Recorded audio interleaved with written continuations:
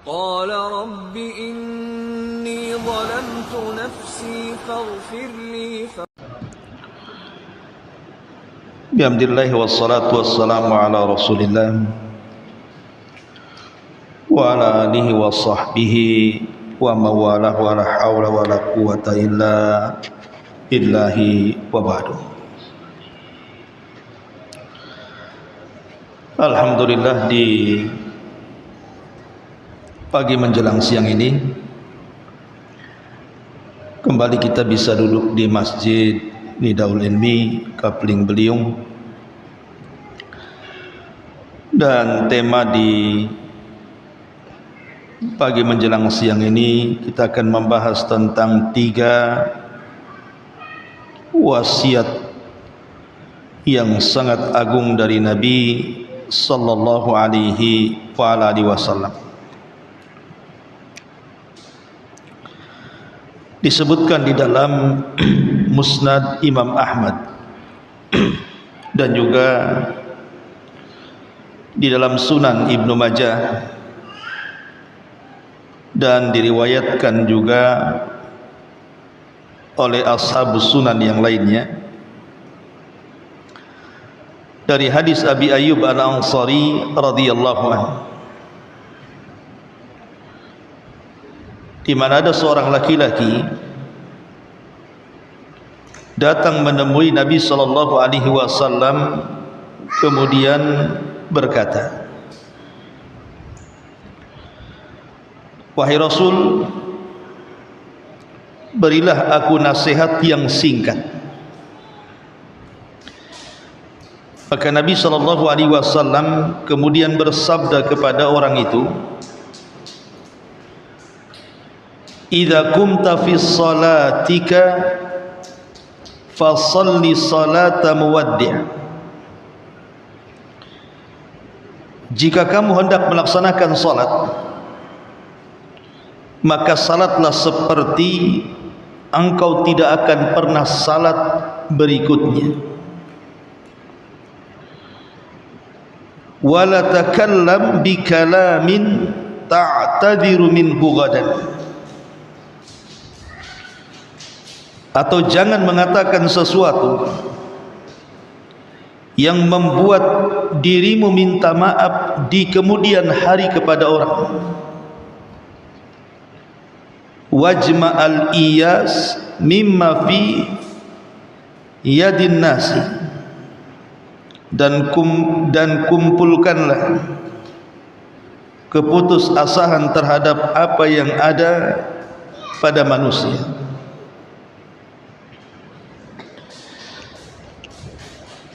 Ma'asyiral muslimat yang dimuliakan Allah Azza wa Jalla, hadis ini mencakup 3 wasiat Nabi sallallahu alaihi wasallam.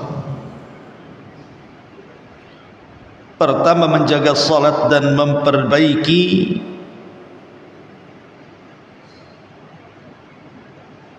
salat itu sendiri. Yang kedua, berusaha untuk menjaga lisan. Dan yang ketiga, berusaha untuk qanaah dan menggantungkan hati hanya kepada Allah Subhanahu wa taala. Inilah 3 pembahasan yang kita akan bahas di pagi menjelang siang ini. Wasiat atau 3 wasiat Nabi sallallahu alaihi wasallam yang sangat singkat tapi syarat dengan keagungan. Yang pertama, Nabi sallallahu alaihi wasallam memberikan wasiat kepada sahabat ini, dan tentunya juga wasiat Rasul bukan hanya tertuju kepada sahabat ini, tapi juga wasiat Rasul berlaku kepada kita semuanya. Kata Nabi sallallahu alaihi wasallam, "Idza kumta fi salatik fasalli salata muwaddi'." Jika kamu hendak melaksanakan salat, maka salatlah seolah-olah itu salat terakhirmu. Ma'asyiral muslimat yang dimuliakan Allah Subhanahu wa taala, seseorang apabila tahu bahwa besok dia akan mati, maka dipastikan orang yang akan tahu kematiannya pasti dia akan mempersiapkan sebelum kematiannya, karena dia tahu dia akan mati. Beda dengan orang yang tidak tahu kalau dia akan mati. Seperti umumnya kita manusia, karena kita tidak tahu besok akan mati, makanya dilalaikan ibadah. Tetapi bagi orang yang tahu bahwa dia akan segera menemui ajal kematiannya, maka dipastikan dia akan mempersiapkan segalanya.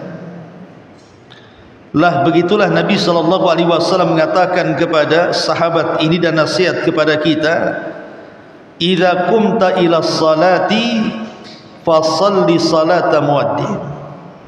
Kalau engkau hendak menjalankan salat, maka seolah-olah lakukan salat itu dan anggaplah itu salat terakhirmu. Ma'asyiral muslimat yang dimuliakan Allah Subhanahu wa taala, makanya dalam sebuah hadis Nabi SAW mengatakan, "Udhkuril mauta fi salati." Ingatlah kematian dalam salatmu. Fa innar rajula idza dzakara al mauta fi salatihi la hariyun an yuhsina salatahu. Sebab seseorang apabila mengingat kematian dalam salatnya, maka dipastikan dia akan memperbaiki salatnya. Lalu apa yang harus kita lakukan untuk memperbaiki salat kita ini? Maka yang harus kita perhatikan adalah adab-adab yang zahir dari salat. Kalau ibu ingin memperbaiki salat, perhatikan adab-adab zahirnya. Seperti apa adab-adab zahir dalam salat itu? Pertama, perhatikan meletakkan tangan kanan di atas tangan kiri saat posisi kita sedang berdiri dalam salat. Sebab terkadang kalau seandainya tangan itu lepas, walaupun secara hukum dibolehkan,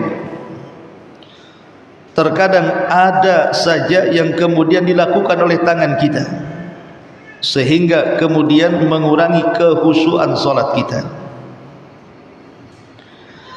Yang kedua, arahkan pandangan kita ini ke tempat sujud. Arahkan pandangan kita ke tempat sujud di saat posisi berdiri. Sebab terkadang kalau seandainya pandangan kita tidak mengarah ke tempat sujud, bisa saja kemudian setan mencuri pandangan kita, akhirnya kita memandang kemana-mana dalam salat kita, dan itu juga bisa mengurangi kekhusyuan kita. Kemudian yang ketiga, kurangi kesibukan-kesibukan yang kesibukan itu bukan kesibukan dalam salat, tapi kesibukan di luar salat. Seperti umpamanya seseorang sibuk memegang janggutnya kalau laki-laki, atau sibuk merapihkan jilbabnya kalau perempuan, atau sibuk merapihkan kancingnya padahal dia sedang salat. Maka ini juga bisa menjadikan seseorang kemudian hilang kekhusyuannya. Kemudian juga adamut tashwis bil qiraah. Jangan mengganggu orang sebelah kita dengan bacaan kita. Mungkin bacaan kita terlampau keras sehingga mengganggu orang sebelah kita. Kemudian juga yang selanjutnya, tarkul iltifati fi salati. Hindari, jangan suka menoleh dalam salat, kecuali inda darurat, kecuali dalam posisi darurat. Dan tidak mengangkat pandangan ke langit. adamu raf'il basari ila sama. Kemudian juga at-tuma'ninatu fi salat. Usahakan salat itu tumakninah. Tumakninah itu artinya memperhatikan gerakan-gerakan salat. Saat ibu ruku, kira-kira dalam perasaan kita ini ruku kita sudah lurus atau belum? Saat kita i'tidal, apakah i'tidal kita, badan kita sudah lurus atau belum? Saat kita sujud demikian juga.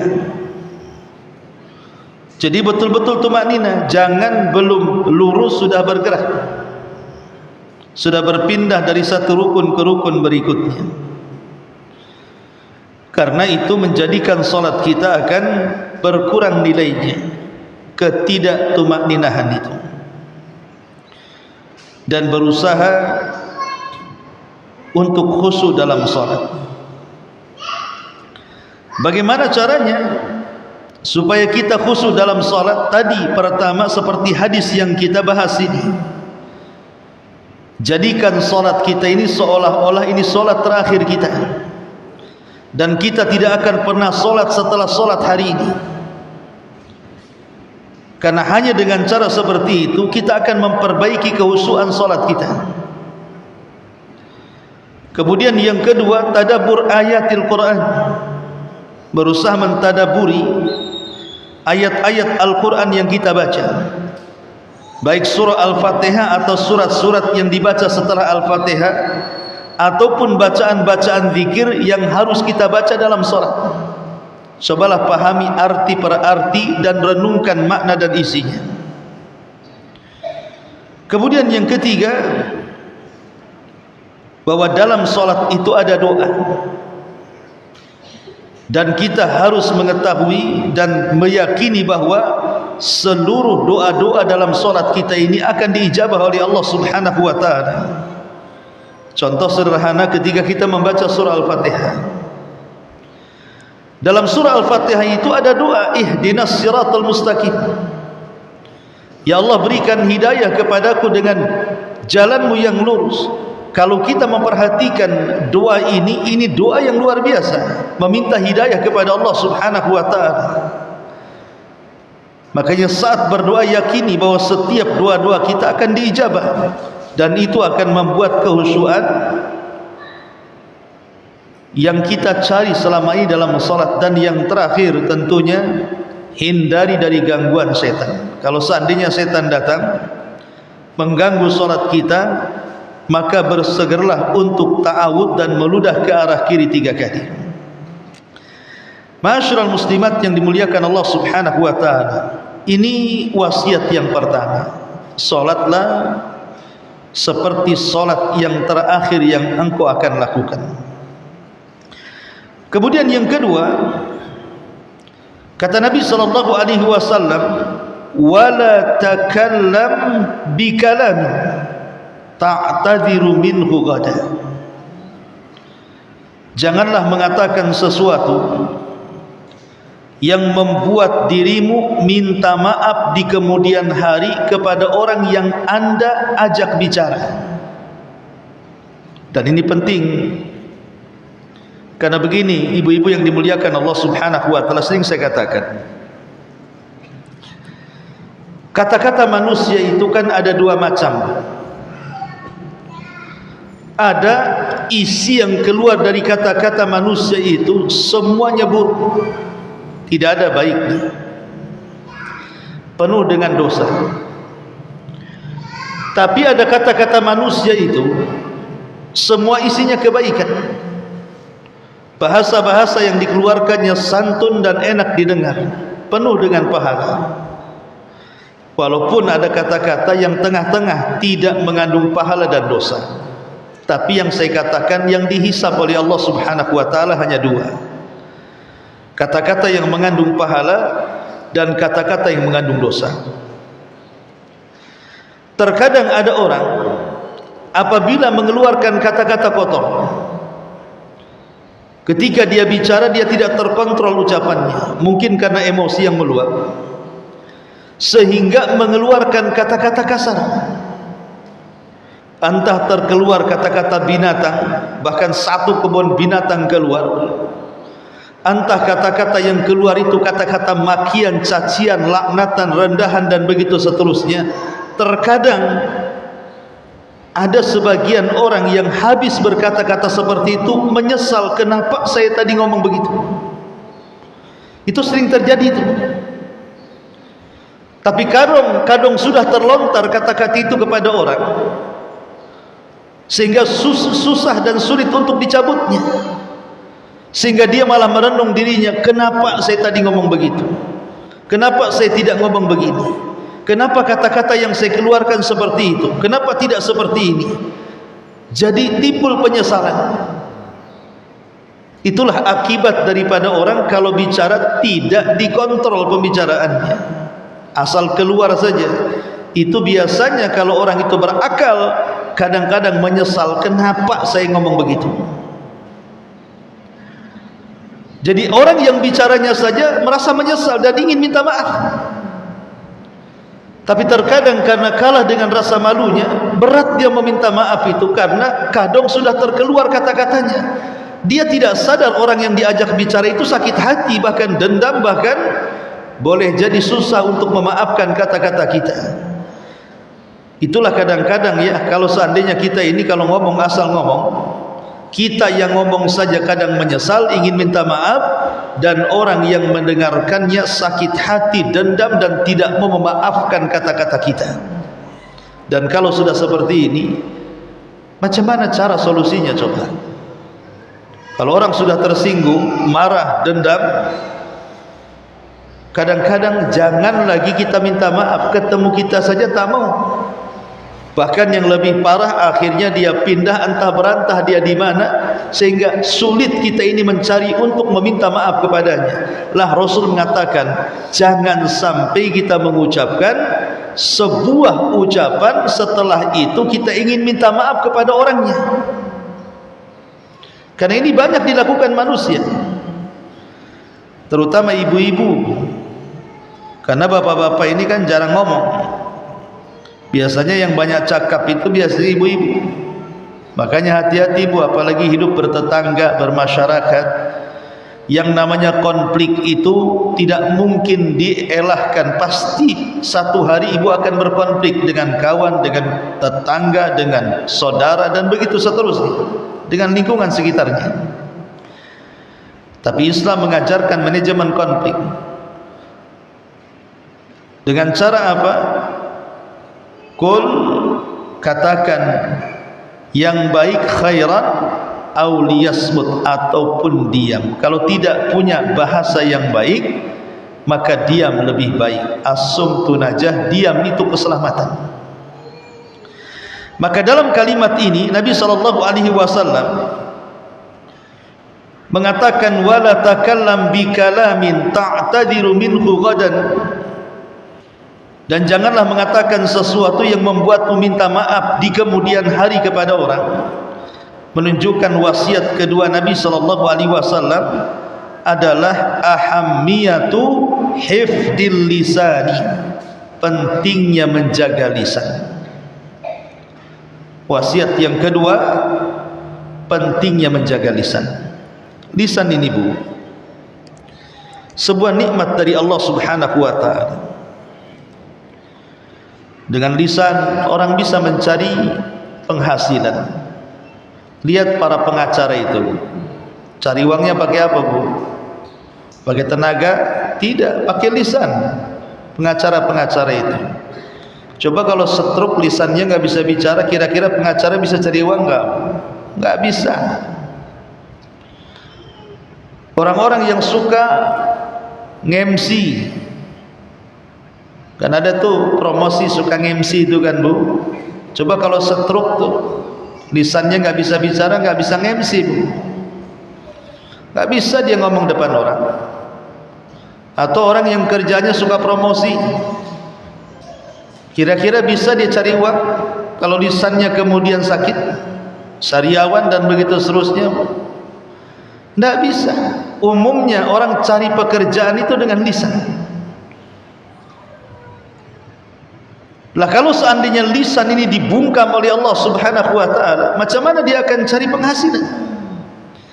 Makanya lisan ini nikmat dari Allah Subhanahu wa taala. Sebelum Allah membungkam lisan-lisan kita, maka syukurilah nikmat lisan ini.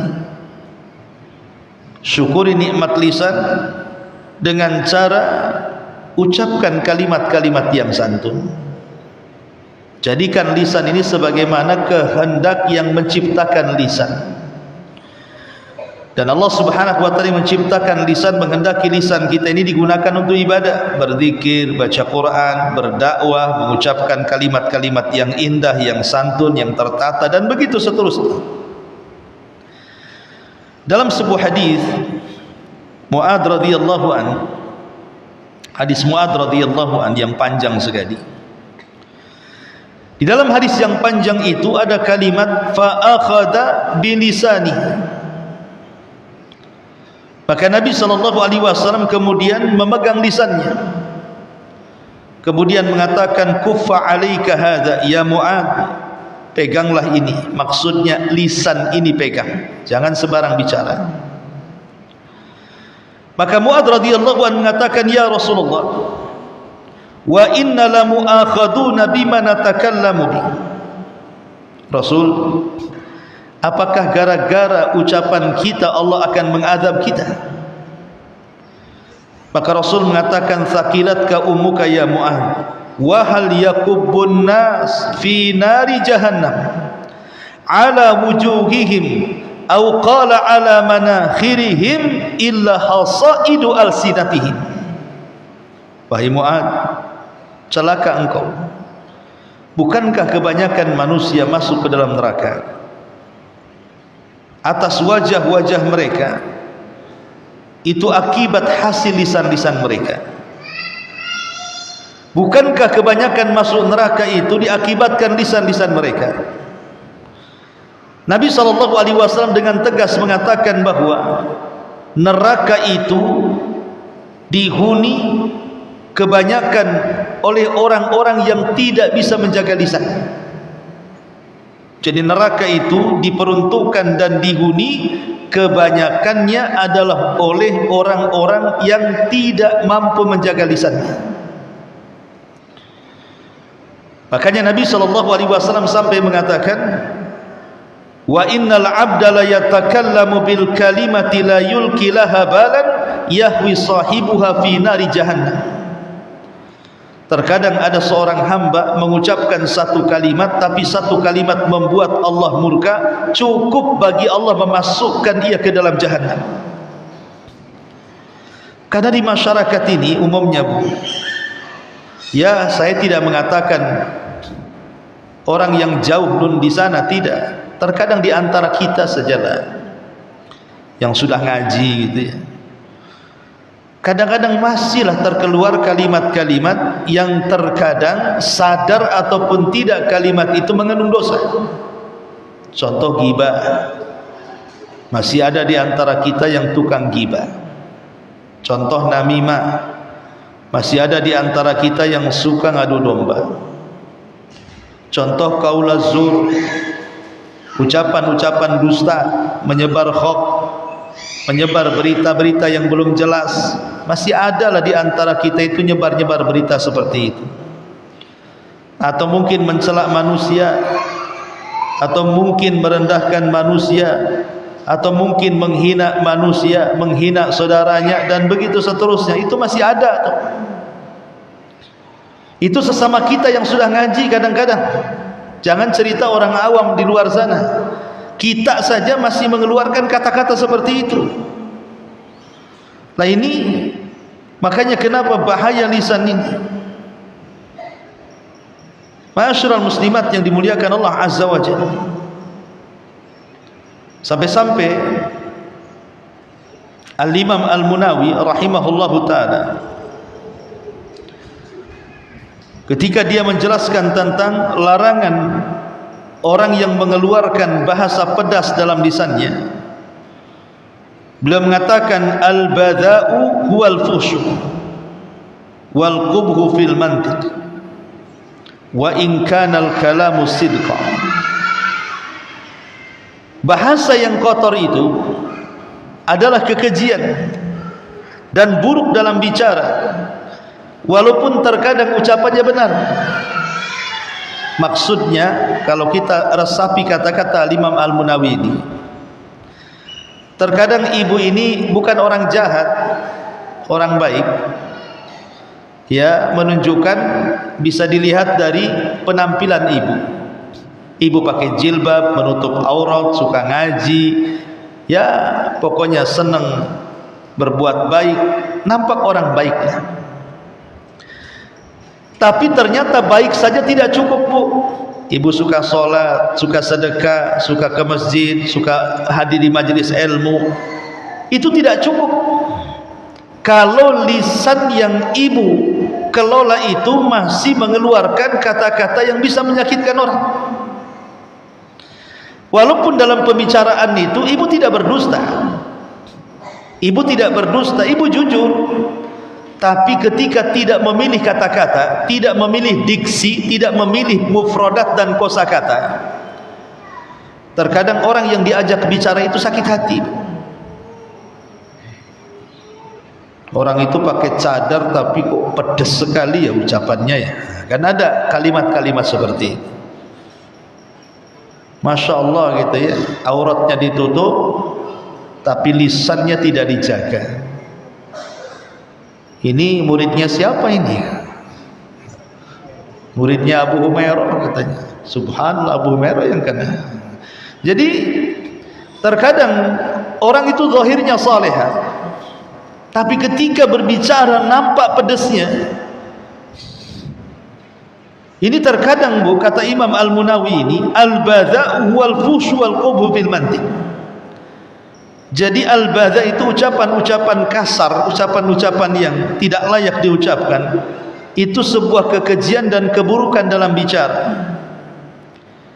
Makanya seseorang itu harus pandailah cari mafradat, cari kosakata.